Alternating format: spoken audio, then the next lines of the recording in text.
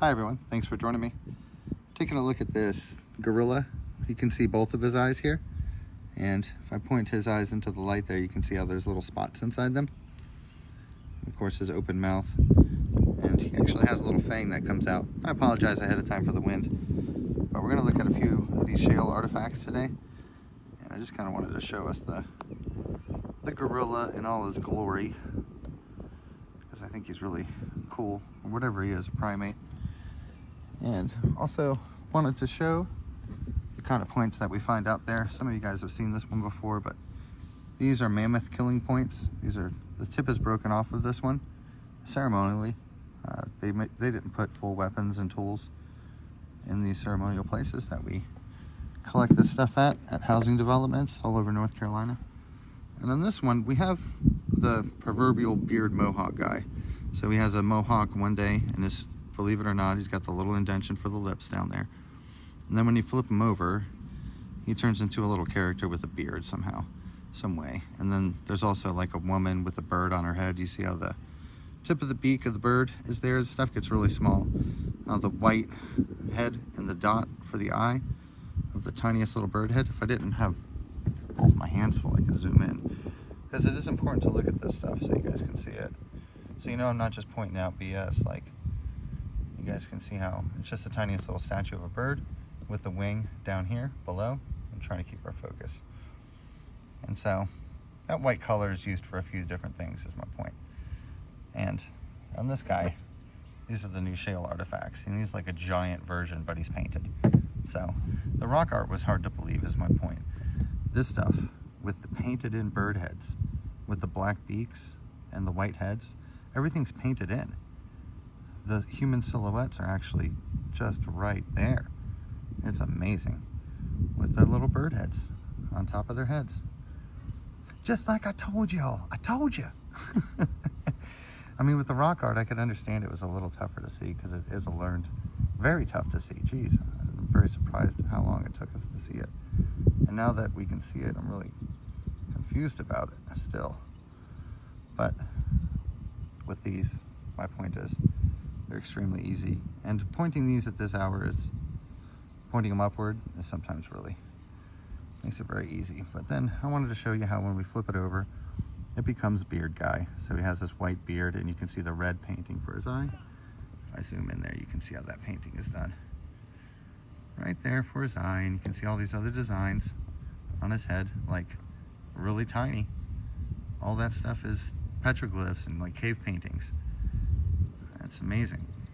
And it's all in color, which is even more amazing. So let's go ahead and take a look at some more today, guys. I want to show you this one here. It's got a painting in red in the middle, and you guys can see the left side profile. I don't think I have to point it out, hopefully not.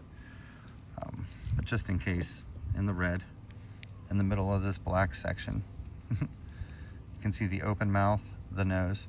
He actually has a hat on. This is his eye, and then this is probably a third eye, or a bird hat eye, or something part of the headdress there.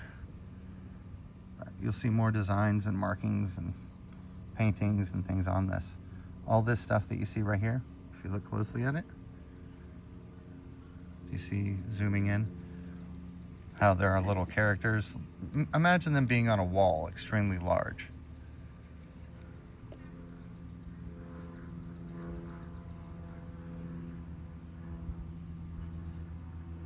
So it's super crazy.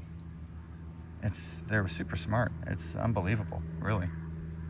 Unbelievable. So I would like to show you this spear point here. They included this in the shale art, and it is shale itself.